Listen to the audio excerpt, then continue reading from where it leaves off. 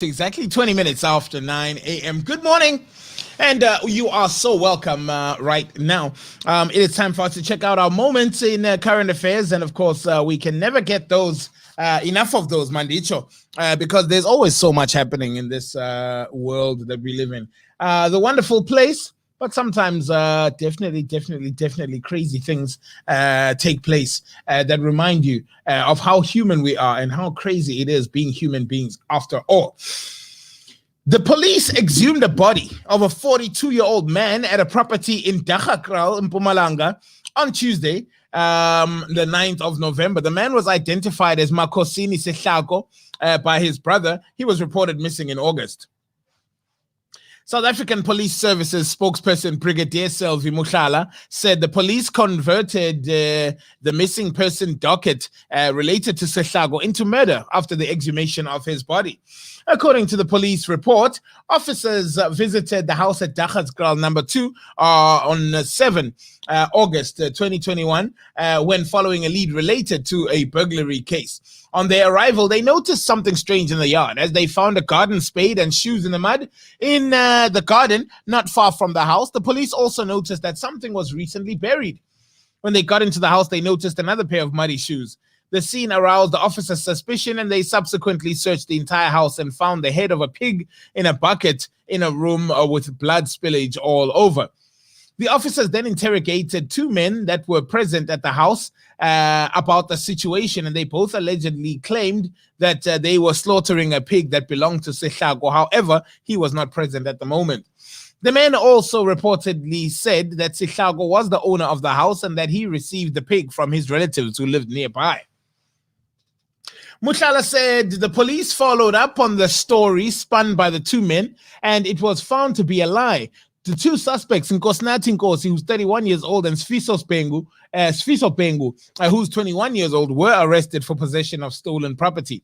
It later emerged upon investigation that Sfiso Pengu is also a wanted suspect for several cases in KZN. Now, the police spokesperson said this. Both men are still in police custody following their arrest in August. According to the report, Sehlago's family reported him missing on the 27th of August.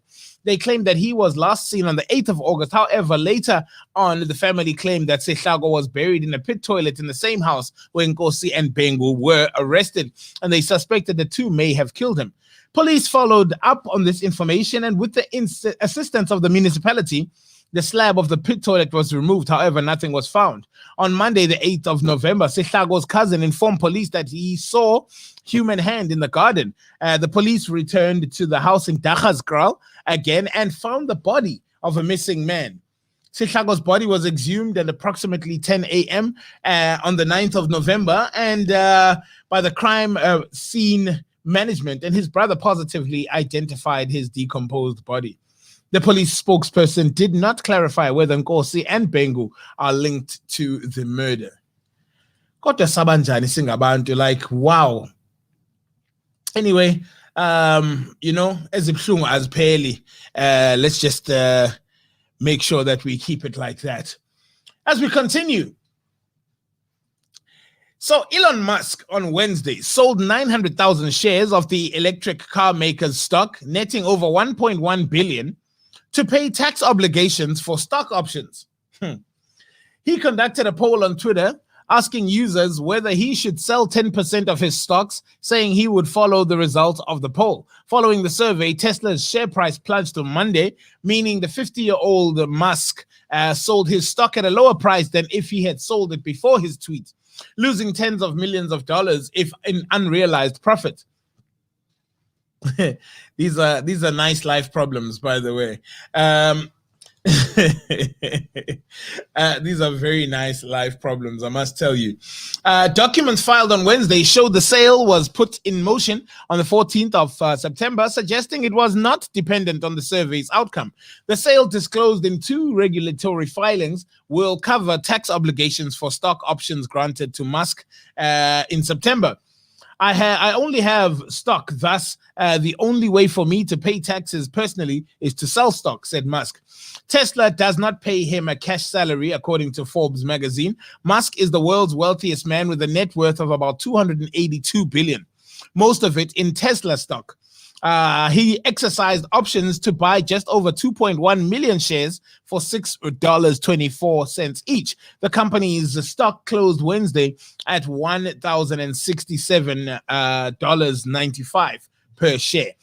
The Twitter poll ended with 58% of more than 3.5 million votes calling for him to sell the shares.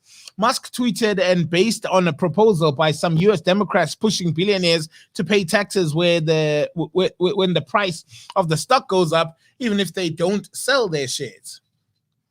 Interesting stuff. That's one way to pay your bills. In Johannesburg, the Department of Education will be meeting with Eskom management on Thursday as thousands of matric pupils struggle to study and write exams during the power cuts. Chini. They are writing their nationals senior certificate examinations. There are many efforts that are being made by the education system to try the learners under the circumstances, but outside school premises, it's difficult if the electricity supply is not available. Basic education spokesperson Elijah Mhlanga said, in the country, there should be a certain time when load shedding can happen. We have prepared different proposals that we will give them. The cry for help is not coming only from the basic education. Everyone is affected. Our plea is for assistance that will also be heard and will go and land in good ears that will try to find a way to manage the current situation. The reality is, the matrics are writing their national senior certificates, and they are doing so sometimes without having been able to study due to load shedding or to get reduced study hours because there will be no electricity at certain times. So it becomes tough when this is also now affecting the education system. Political parties are calling for the resignation of Public Enterprises Minister Pravin Gordhan and Eskom CEO Andre de Ruyter. The Democratic Alliance and the Freedom Front Plus have accused the government of using a lackluster approach when it comes to solving the energy crisis in the country. South Africa has been subjected to costly and disrupting rolling blackouts for about 2 weeks now as Eskom struggles with ongoing generation capacity shortages. In a statement, the Economic Freedom Fighters is calling for the immediate removal of Gordhan, saying that he has failed to drive the process of stabilizing the power utility and ensuring that South Africa has a dependable electricity supply. Pravin Gordhan must take full responsibility for this mess that the country finds itself in. People are screaming that de Ruyter must resign, but what about the political lead? President Cyril Ramaphosa must fire him, said COPE spokesperson Dennis Bloom. De Ruyter said he won't be resigning. That's one way to go about it. Like Andy Inda, war. And finally, further afield in this beautiful continent of Africa, Benin on Wednesday welcomed back 30 royal treasures looted from the West African state during France's colonial rule more than 130 years ago. Benin's president, Patrice Talon, and the country's culture minister traveled on Tuesday to Paris to bring home 26 artifacts, part of France's President Emmanuel Macron's bid to restore African heritage. The plane carrying the royal treasures landed Wednesday afternoon in Cotonou Airport, the economic capital of Benin, where hundreds of people gathered to pay homage, dance, and celebrate. I came to convince myself that these artifacts really returned to the country. I am moved to tears, said Ousmane Agbendin on the road between the airport and the presidency, where the works will be transported by truck. We cannot see the objects, but the mere fact of knowing that the thrones of our ancestors, their shoes, racks, and other objects are in these trucks has an effect on me that I cannot describe. Along the road, many Beninese, mostly dressed in loincloths and traditional dress, were waiting on the sidewalk to sound the drums and fanfare. We have been in Cotonou for 24 hours just to experience the arrival of these treasures. It is so moving, she told the Associated Press. She says, I did not want to be told about this moment, and if my children are with me, it is so that one day they will be able to tell their own children.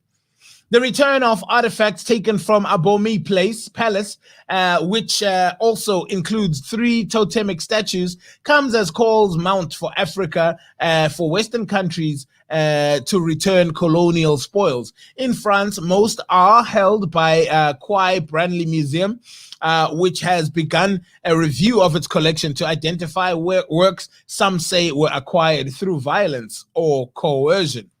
Big up to them for actually going that route and making sure that Naganjani, the dignity of these people of Benin is restored, even in a little bit, but also returning, more importantly, the treasures that were taken as ill-gotten gains. On that note, it is 29 minutes now before 10 a.m.